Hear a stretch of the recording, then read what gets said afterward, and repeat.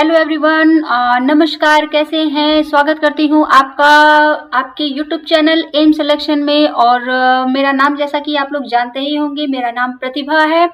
चलिए, आज हम लोग पढ़ेंगे टीचिंग एप्टीट्यूड में जो हमारा एक चैप्टर हमने कंप्लीट एक टॉपिक कर दिया है। आज हम लोग पढ़ेंगे effective teaching and behaviour, keys and helping behaviour क्या होता है। टीचिंग एप्टीट्यूड में जो इफेक्टिव टीचिंग होती है, बिहेवियर हो गया, उनके कीज हैं, हेल्पिंग बिहेवियर क्या है, इसके बारे में आज पढ़ेंगे। यहाँ से क्वेश्चंस फंसते हैं। तो चलिए, आप लोगों को मैं अभी तो ये चीजें दे रही हूँ, ये मान लीजिए कि सिलेबस का ही पार्ट है, ये मैं अपने पास से कुछ नहीं दे रही हूँ। बट मैं थोड़ा सा जब आपको एक रिवीजन फॉर्म में लेकर आऊंगी ना, तो उसके लिए भी मैं आपको क्विक रिवीजन के लिए जो कीज होती हैं उसके बारे में बताएंगे। तो चलिए फटाफट आज हम लोग क्या पढ़ेंगे, ठीक है। फटाफट हम लोग स्टार्ट कर देते हैं। और प्लीज इसके लिए मेरे चैनल को सब्सक्राइब, लाइक एंड शेयर जरूर करिएगा।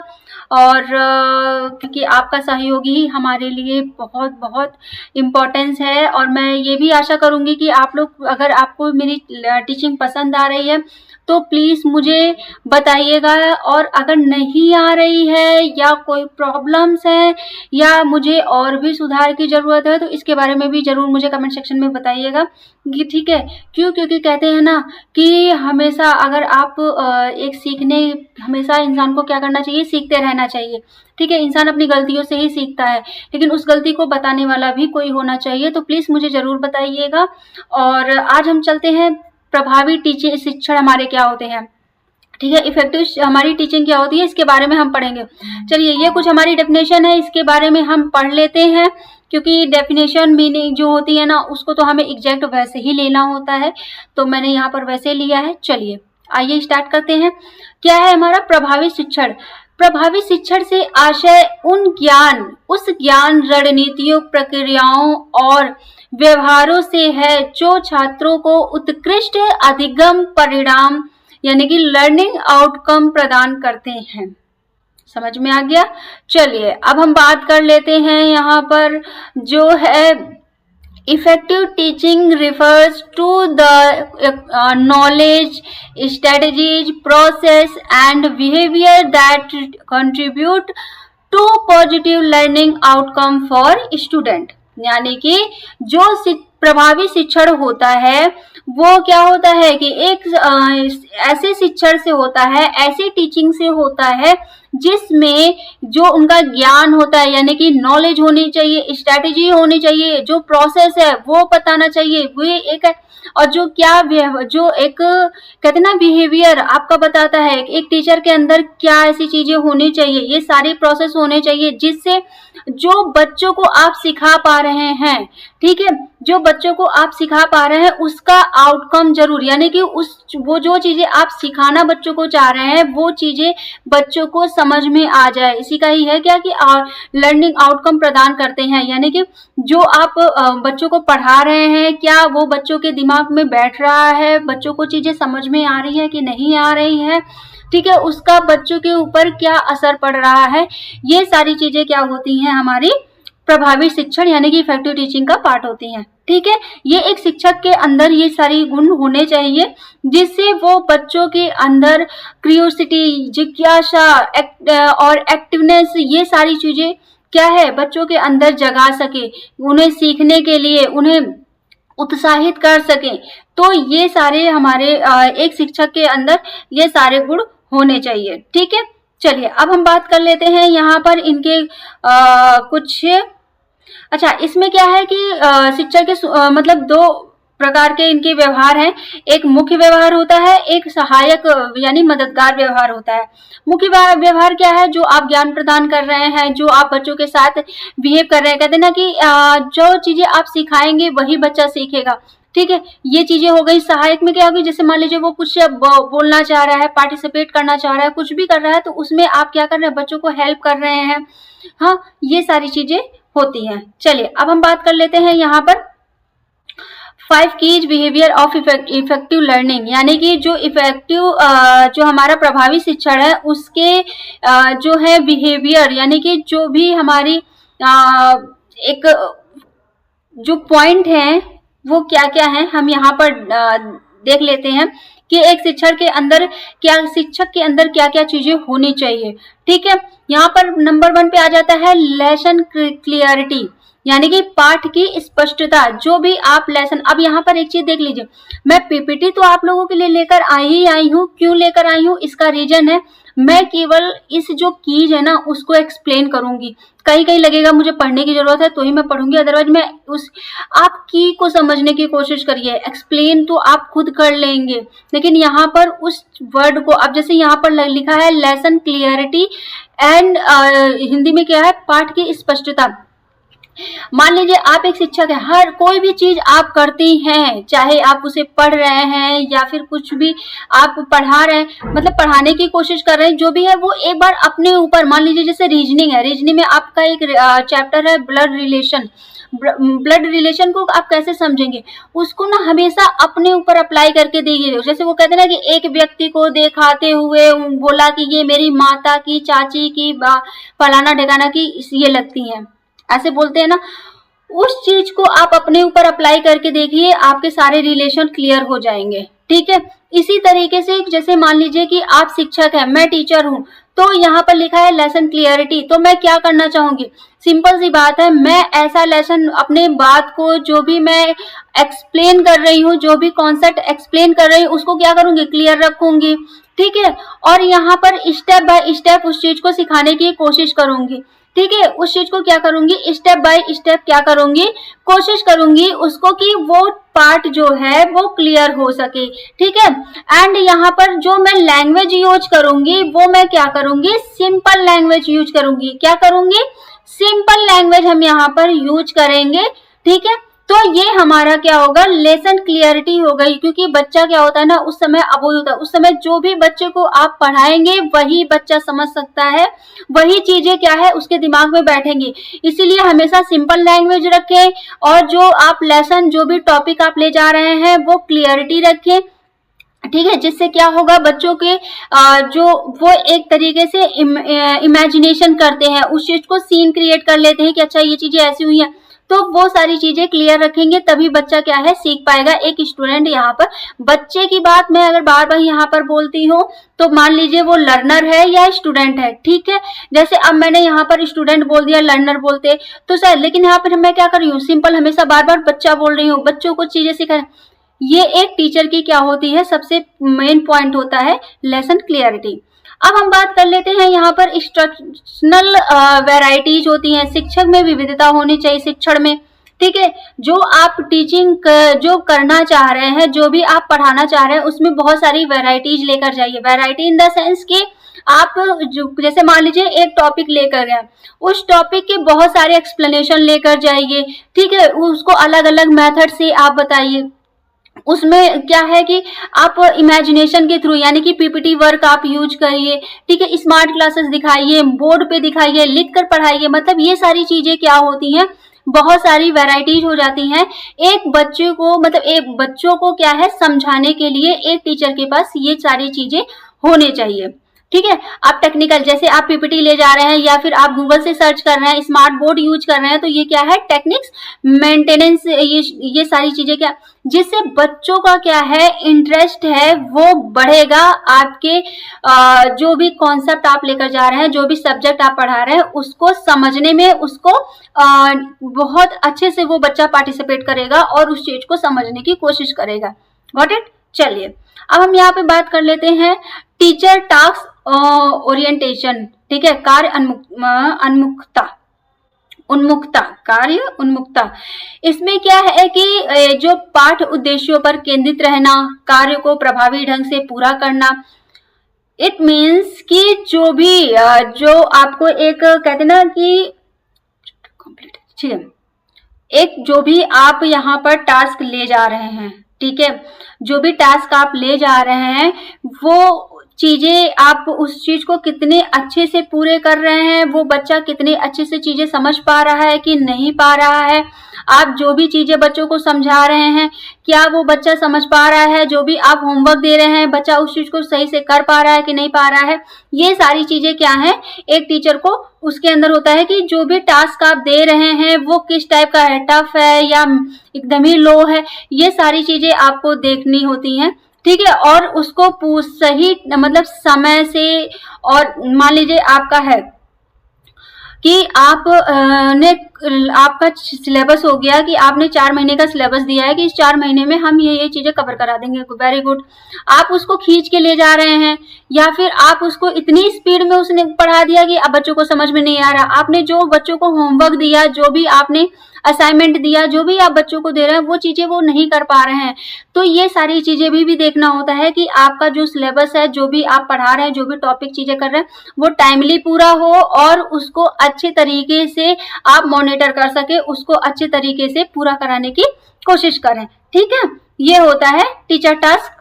ठीक, चलिए अब हम बात कर लेते हैं। नेक्स्ट हमारा टॉपिक क्या है? स्टूडेंट एंगेजमेंट, विद्यार्थियों की सक्रिय भागीदारी। यहाँ पर जो स्टूडेंट्स एंगेजमेंट है वो कैसे होगा? मान लीजिए आप लेकर चले गए पीपीटी, ये राम आम खाता है, ये चीज ऐसे आप पढ़ा रहे, तो ऐसे बच्चा एंगेज हो पाएगा? बिल्कुल नहीं होगा। जब आपके अंदर ही वो एक कहते हैं ना कि एक तो पॉजिटिविटी थॉट्स होते हैं कि आप पॉजिटिव नहीं है, आप लीजिए मतलब क्लास में जाकर आप एकदम, आपके अंदर एनर्जी ही नहीं है, आप वहां पे अपने आप को थका थका महसूस कर रहे हैं, सारी चीजें, तो बच्चा नहीं होगा एंगेज। आपको उस सिचुएशंस को देखते हुए कि बच्चा किस टाइप का है, बहुत ब्रिलियंट बच्चा है या फिर पुअर बच्चा है, पुअर इन द सेंस कि मतलब उसको किसी किसी को जल्दी समझ में आ जाती है, किसी किसी को बहुत देर में आती है। ठीक है, बच्चों को आती है, तो किसको किस नीड की जरूरत है, तो आपको क्लास में उसी तरीके से एनर्जी फुल होना चाहिए। ठीक है, आप वहां पे बहुत सारे जो तो मतलब अपने जो थॉट्स हैं, आपने मान लीजिए एक पीपीटी मतलब एक कहानी, एक कोई टॉपिक उठाया, उसको कहानी की तरह समझा दिया। उस कहानी को समझाने के लिए आपको पहले ही बच्चों को वो कह देना है कि एक मतलब उनके अंदर एक सस्पेंस सा क्रिएट कर देना है कि भाई आप लोग करोगे तो मैं यहाँ पर आपसे क्वेश्चन पूछूंगा, आपको चॉकलेट दूंगा, आपको मतलब एक बच्चों को क्या है ना कि पूरी तरीके से एंगेज करना है। तो वो जैसे भी आप करें, बच्चों को आप कहानी सुना रहे हैं, फिर उसके बाद वहां से बीच बीच से क्वेश्चंस पूछना, क्विज बच्चों के साथ खेलना कराना, ये सारी चीजें क्या होती हैं कि बच्चों को आपसे जो एक क्लास में एंगेजमेंट है वो आपका बहुत अच्छा, आप स्टूडेंट को एंगेज कर सकते हैं। ठीक है, क्वेश्चंस के मामले में, ठीक है, आप उनसे कोई एक उसी जिस टॉपिक को आपने पूछा उनसे छोटी सी स्टोरी पूछ लीजिए, उस स्टोरी का नाम पूछिए। तो ये सारी चीजें क्या है, बच्चा फिर उस चीज को ध्यान से समझेगा, उस कहानी को ध्यान से समझेगा, उसको ये पता है कि मुझे ये स्टोरी की इस लाइन को बताने में अगर सर ने या मैम ने पूछ लिया तो मुझे ये गिफ्ट मिलेगा, तो बच्चा क्या है, एंगेज होगा। ठीक है, चलिए स्टूडेंट सक्सेस रेट यानी कि छात्र सफलता दर, इसको आप कैसे सुनिश्चित करेंगे? जब आप बच्चों को, जैसे आपने देखा होगा कि हम पढ़ाई कर लेते हैं, पूरे साल पढ़ाई करते हैं, उसके बाद हमारा एग्जाम होता है, एक तो हमारा 6 मंथ में होता है, एक हमारा ईयरली होता है। ठीक है, उसके बाद रिजल्ट आता है, तो उससे हमें पता चलता है कि हमारा क्या है। उसी तरीके से बच्चों को हमेशा उनको क्या है जो है मतलब मूल्यांकन करना, उनका फीडबैक, बच्चों को एक तरीके से कि कौन सा बच्चा किस लेवल का है, कि जिसे जल्दी समझ में आता है उसे हम उस बच्चे के साथ तो नहीं बैठा सकते ना जो बिल्कुल नहीं समझ पाता है। हमें इसीलिए हमेशा बच्चों का फीडबैक बार बार लेना होता है। फीडबैक हम कैसे लेंगे? उनसे जो हम क्वेश्चंस पूछेंगे, फिर और बच्चों को हम क्विज देंगे, टास्क देंगे पूरा करने के लिए, उससे बच्चों का फीडबैक पता चलता है। ठीक है, कौन सा बच्चा कितना समझ रहा है, ये सारी चीजें क्या है, उनको आगे बढ़ने में, उनके लक्ष्यों को प्राप्त कराने में क्या होता है, सफल कराती हैं। ठीक है, तो ये एक टीचर के क्या होते हैं, मतलब कह सकते हैं कि ये सारी चीज, ये सारे पॉइंट्स टीचर्स के, एक शिक्षक के अंदर होना जरूरी होता है। ठीक है, अब हम बात कर लेते हैं यहाँ पर जो है हमारे कि जो 5 हेल्पिंग बिहेवियर हैं इफेक्टिव टीचिंग के, हम उसकी बात कर लेते हैं कि हमारे इफेक्टिव टीचिंग क्या है।